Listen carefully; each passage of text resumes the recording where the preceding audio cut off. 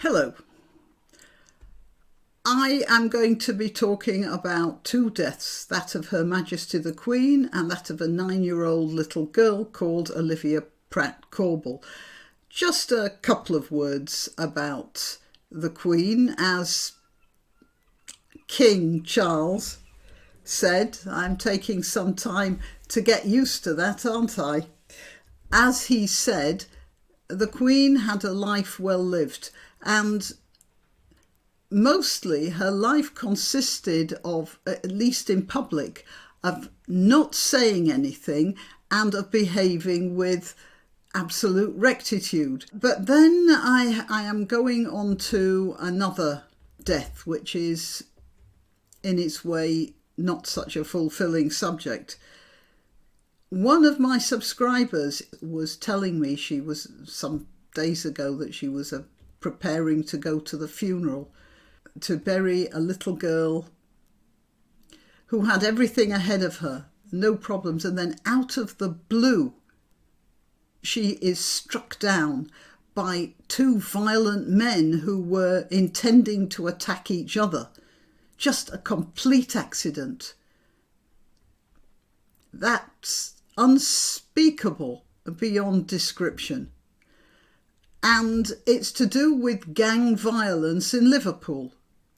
They get illicit guns and go round shooting each other, and this has been allowed to flourish while the police were occupied with this sort of thing. Merseyside Police headquarters to light up in support of Liverpool Pride. This was 2017, but it's been going on since then. I just happened to find this particular article, and of course the gang violence has been going on all that time anyway. So while the police were here marching with flags and rainbows, and while they were look at this building here, all lit up in different colours, and look at all these police there posing in front of a pride flag, and oh, of course, the inevitable rainbow coloured police car.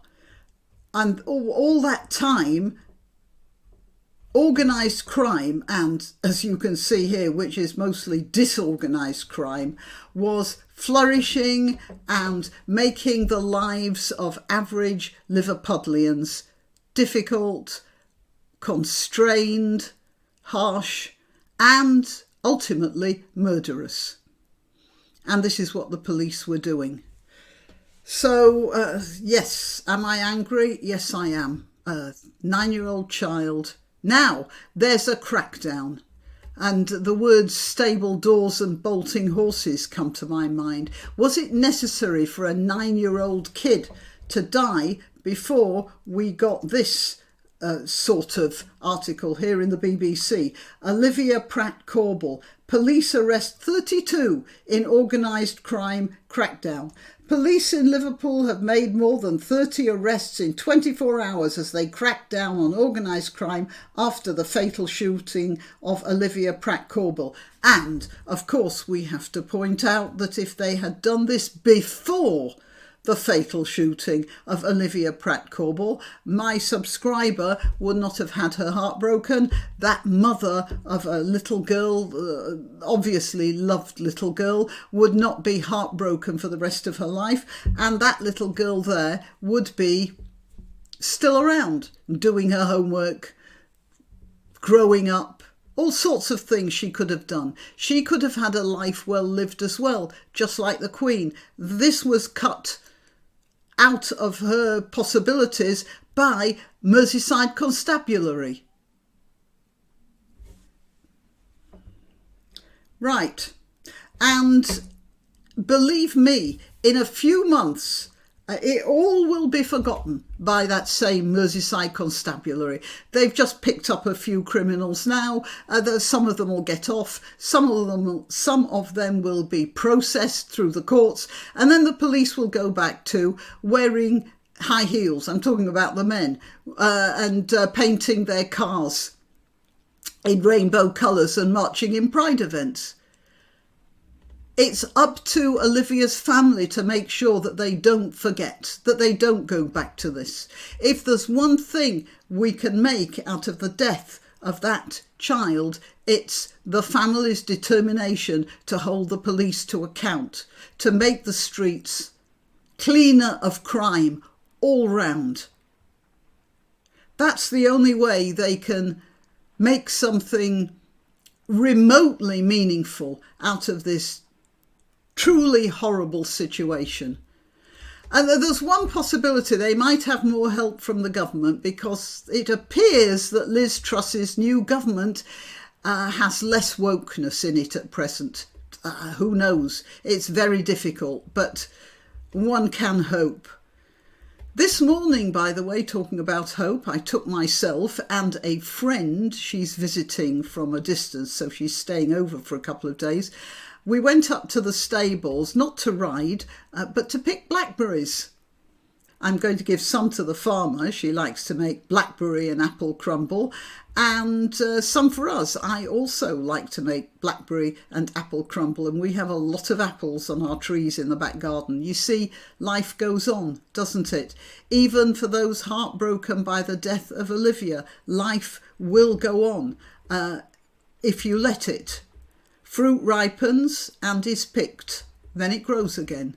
The best that can be done for that little girl's lost life is to make something of it. And to make something of it basically by keeping some sort of eye on your police force that likes to have fun in pride marches instead of getting down to the nitty-gritty of arresting criminals who could have been arrested weeks, months, years ago, but they were too busy with other things, you know, policing tweets. It was the Merseyside Police that arrested a 19-year-old girl with autism who tweeted or Instagrammed the words of a rap song that are freely available in the public arena, and she put them out in memorial of a friend of hers who died. And the police arrested her, and then she was put through a year of hell while the courts did this and did that. It was just awful. That's also Merseyside Police. A great job, Merseyside Police. You did a good thing, prosecuting an autistic girl for Instagramming a rap lyric that anybody else could just pick up on the internet anyway, because it's a published song, if you can call rap a song. You arrest her, you march in pride events, and then a 9-year-old girl gets murdered by accident because of two lunatics chasing each other with guns through a suburban street, who should have been picked up by you weeks ago, months ago. If you knew about these people, 32 of them, then you knew about them already, didn't you? They didn't just crop up in your books after this terrible, awful death. You are to blame, Merseyside Police. You are a disgrace to your uniform. Well, all the uniform you're wearing that doesn't have rainbows painted all over it. I wish that every Merseyside police officer will remember Olivia Pratt-Korbel to the end of your life. You're all responsible for that. And to my subscriber who has written a couple of anguished posts on this subject, that's the best I can do for you, I'm afraid. But I did want to do something, because you're absolutely right to be as sad and as angry as you must be right now. Okay, well, I'm Granniopteryx. I am on YouTube, Rumble, BitChute and Minds. I am also on Twitter, Gab and Parler, at Granniopteryx. Subscribe to one of those, because you'll always get notifications of my uploads if you do. YouTube isn't that good about notifying people. And also check your subscription, because YouTube isn't that good about that either. The other channels, the other platforms, they're fine. Okay, well, support my channel by liking and sharing and subscribing, or by checking your subscription is still going, and by contributing if you want to. There's Buy Me a Coffee, a couple of other methods. They're all in the description below. And until next time. Why not treat yourself or a favoured relative or friend to these magnificent examples of merch? The mugs and t-shirts come in the granniopteryx design or Grambo with a firearm or the more deadly knitting needles.